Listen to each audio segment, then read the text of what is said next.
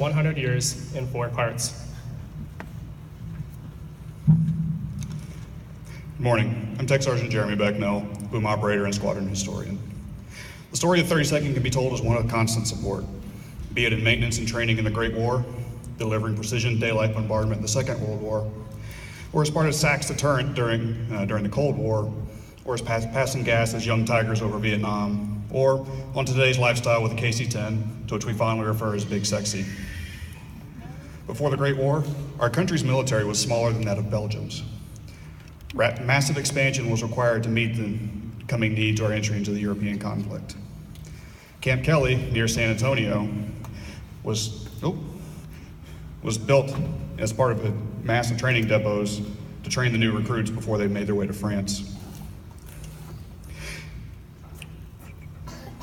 Living conditions were sparse, with men living at first in tents and then in hastily assembled barracks as the number of troops in the field swelled dramatically. Then, on the 13th of June, 1917, the 32nd Aero Squadron was established. While at Kelly, they trained on the repair and maintenance of aircraft, and today, to this very day, intense training still occurs a short distance away at Lackland, where most of you, myself included, entered our Air Force.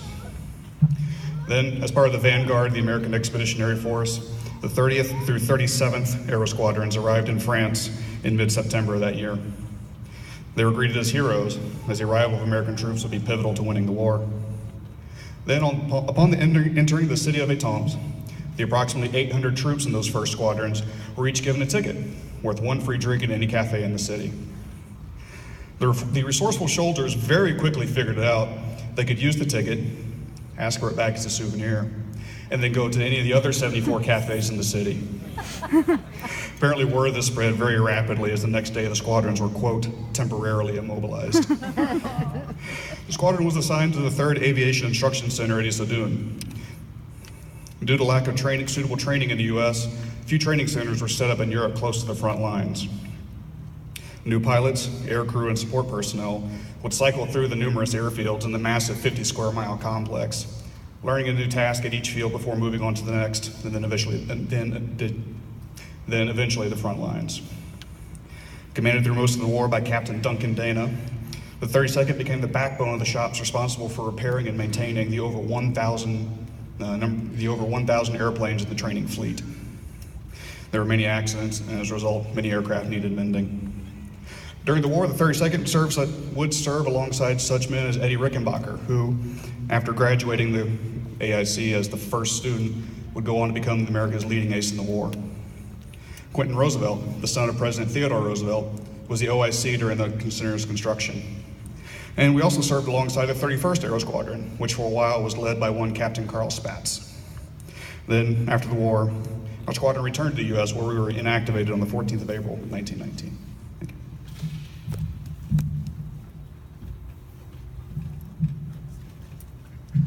Good morning, ladies and gentlemen. I am Senior Master Sergeant Brian Fahey, 32nd Aero Fueling Squadron Flight Engineer Superintendent.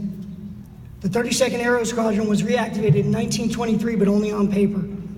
It did not actually exist until June 24, 1932, when it was reactivated as the 32nd Bomb Squadron at Rockwell Field, California.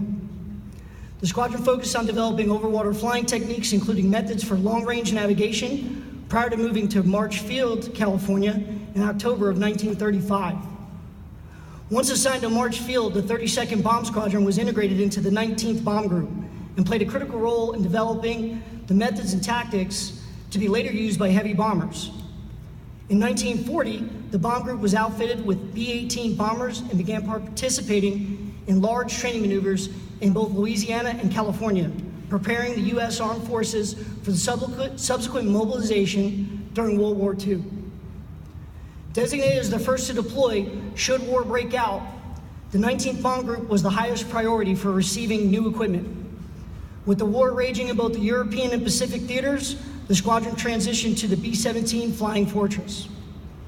On May 13, 1941, 21 B-17 bombers from the 19th Bomb Group, including crews from the 32nd Bomb Squadron, took just over 13 hours to fly from California to Hawaii. This was a record-breaking feat and the first long-range overwater flight made by heavy bomber aircraft. In an era where navigation was done with a stopwatch and a slide rule, this was no small endeavor. All 21 aircraft arrived without incident and within 5 minutes of their planned arrival times, a testament to the skill of the crews involved with this astonishing accomplishment. The 32nd was later positioned to Hamilton Field, California, to facilitate forward deployment to the Philippine Islands. While en route, news of the Japanese attack on Pearl Harbor was received just 2 days after elements of the 32nd Bomb Squadron had departed from port in San Francisco. In early 1942, most, if not all, of the air element was part of Project X, a plan to move 65 new B-17Es to reinforce the Philippine Islands. Crews from the 32nd flew a route that took them from the continental United States through Brazil, Africa, Iraq, India, Sumatra, and Java, spanning a distance of more than 21,000 miles. During the opening weeks of World War II, air crews from the 32nd Bomb Squadron were melded into other squadrons that had been ravaged during the heroic defense against the Japanese invasion.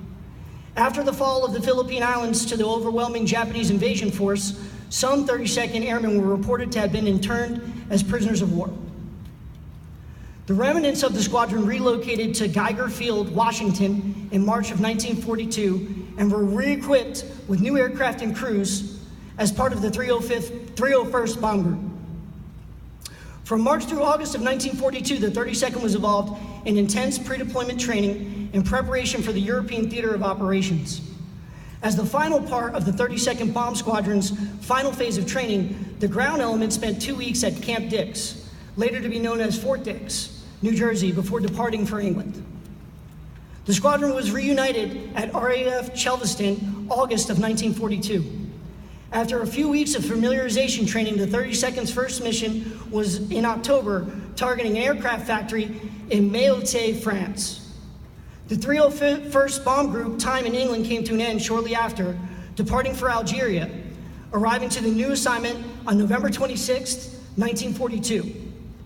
The squadron entered combat 2 days later in support of Operation Torch, the Allied invasion of North Africa.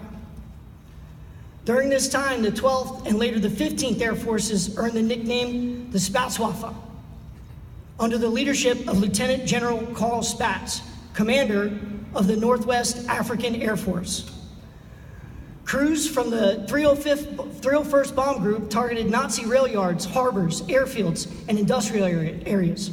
On March 22, 1943, the 301st attacked a harbor at Palermo, Sicily, leveling 30 acres of dockyard. The bombing sunk 4 enemy ships and blasted 2 more onto the piers. The secondary explosion was so massive it was felt by crews at an altitude of 24,000 feet. Lieutenant General Spaatz said this attack was the most devastating single raid thus far in the war. For the rest of 1943, the squadron focused on tactical and strategic support of the Allied forces in Italy, as well as the 8th Air Force attempts to strike at the heart of the Nazi war machine. After moving to northern Italy, near the city of Foggia, the 32nd started flying and flew its 200th mission on January 8, 1944. In February of 1944, the 301st Bomb Group took part in the Big Week, an assault on the Luftwaffe by the combined efforts of both the 8th and 15th Air Forces in cooperation with the Royal Air Force allies. The campaign's objective was to gut the Luftwaffe's logistical support, targeting airfields, aircraft factories, and related facilities across Europe. During this operation, 3,800 sorties were flown, dropping over 10,000 tons of munitions, totaling more than the 8th Air Force had dropped in the entire first year of fighting. On February 25, 1944, 900 aircraft took part in a strike of an aircraft factory at Regensburg, Germany. 8 of the aircraft and crews that took part in this mission were from the 32nd Bomb Squadron. All but 3 were shot down. For the first mission, the squadron was awarded its 2nd Distinguished Unit Citation. Flying against the Nazis' fearsome air defense was a dangerous business. Second only to the Army ground forces, the Army Air Force's combat-related losses during World War II totaled in 50,236 personnel killed in action. Heroic acts during this period were a daily occurrence. On one mission in early 1945, a 32nd Bomb Squadron crew experienced a bomb latch malfunction, jeopardizing the aircraft's capability to maintain formation. Single aircraft separated from the group and out of formation were often shot down. 3 airmen shuffled onto a 6-inch wide bomb bay catwalk in a tightly confined space without parachutes to safe the bomb fuses. Their actions enabled the aircraft munitions to be jettisoned, the bomb bay doors to be closed, and the subsequent recovery of both the aircraft and its crew. The 32nd spent the remainder of the war attacking factories, rail yards, oil refineries, and airfields, while providing tactical support for Allied troops on the front lines. The squadron's last combat mission was flown on April 26, 1945, striking a railroad in Austria. After the war, the 32nd Bomb Squadron flew food and supplies into liberated areas affected by the war, as well as freed POWs on the way back to Italy. The 32nd Bomb Squadron was inactivated at Point Army Airfield, Texas, on October 15, 1945. During the war, our squadron flew 474 combat missions, earning 2 Distinguished Unit citations for actions over Tunisia and Germany.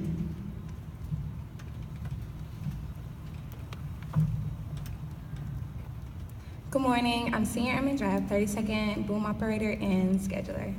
The world's political situation rapidly changed following World War II. The United States transformed from a regional military power into the world's only atomic power, and a former ally, the Soviet Union, became an adversary. Reactivated in 1946 and assigned to Smoky Hill Army Airfield, Kansas, in July of 1947, the squadron received the B-29 Superfortress and joined the new Strategic Air Command. Preparing for the next conflict, the 32nd Train went citywide and set alert. This continued into 1948 when tensions nearly boiled over into war. After a period of fraying political ties, the Soviet Union tried to force the British, French, and Americans to abandon West Berlin by cutting all land routes to the city on 18 June. One squadron of the 301st was the sole B-29 unit in Germany. On the 26th, the first cargo planes loaded with food and supplies landed in West Berlin, starting the Berlin airlift. The next day, the SAC alerted the command to be ready to deploy in 24 hours. On the 28th, the rest of the 301st departed for Germany and was in place by 2 July. There, the 32nd helped deter any Soviet interference with the first real showdown of the Cold War. After moving to Barksdale Air Force Base, Louisiana in November of 1949, the 301st deployed to RAF Lakenheath in May of 1950. On 25 June, the Korean War broke out. Once again, our squadron found itself in Europe as a deterrent against any hostile Soviet acts. Then on 23 July, in a prank fueled by alcohol and boredom, 2 British guards bayoneted the tires of 4 B-29s, resulting in their replacement with Air Force guards and the construction of mini fences. The squadron returned to the U.S. in December. Between 1951 and 1953, the squadron was twice again deployed to the UK and competed in the Royal Air Force Strike Command bombing and navigation competition. Both times, the 301st took home first place trophies. The squadron received the jet-powered B-47 in 1953 and continued to rotate through alert duties at home and abroad as part of the SAC's constant operations. This continued through April of 1958 when we moved to Lockbourne Air Force Base, Ohio, and received the EB-47, an electronic warfare jet. Its purpose was to fly along with their nuclear-armed B-47s to jam and defeat Soviet radar systems. Change came again in 1964 when the 301st Bomb Wing was inactivated on 8 June. The 301st Air Refueling Wing was activated 1 week later, and the 32nd AREFFs in December of that year. The 32nd was organized and received KC-135s by March of 1965, becoming the 301st First Anchor Squadron. We were soon assigned to the Post-Attack Command and Control System, or PACS mission. PACS was centered around the fleet of EC-135 Looking Glass aircraft, which were airborne command posts capable of no-fail communication with SAC's nuclear forces. One of these planes was airborne 24 hours a day, 365. We had this mission from March of 1965 through June of the following year. On 1 November 1964, 5 B-57 Canberra bombers were destroyed by a Viet Cong attack on Bay Ho Air Base in Vietnam, an event that forced the Air Force to move bombers out of the country, vastly increasing the distance they had to fly to their targets and introducing a need for extra fuel. This brought about the first tanker war, in which tankers deployed to bases such as Kadena, Clark, Utapau, and others in support.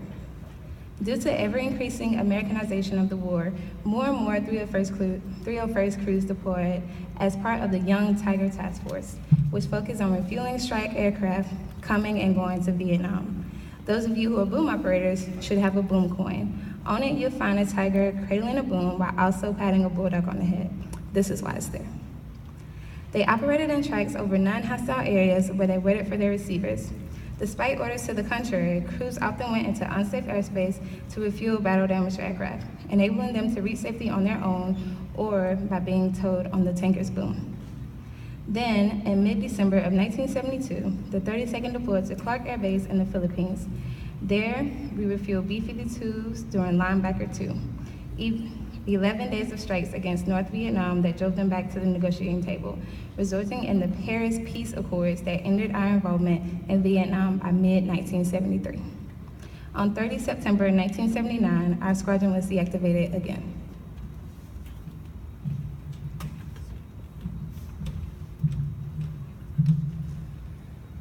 Good morning, I'm Captain Dan Emmerbeyer, 32nd Pilot and Executive Officer. We begin the most recent part of our story back at Barksdale, where the squadron was reactivated on 1 November 1980 under the 2nd Bomb Wing. The 32nd brought the first KC-10, tail number 790434, home from Long Beach on 17 March 1981. Our squadron hit the ground running, employing the KC-10 in its role as the most advanced tanker in the world.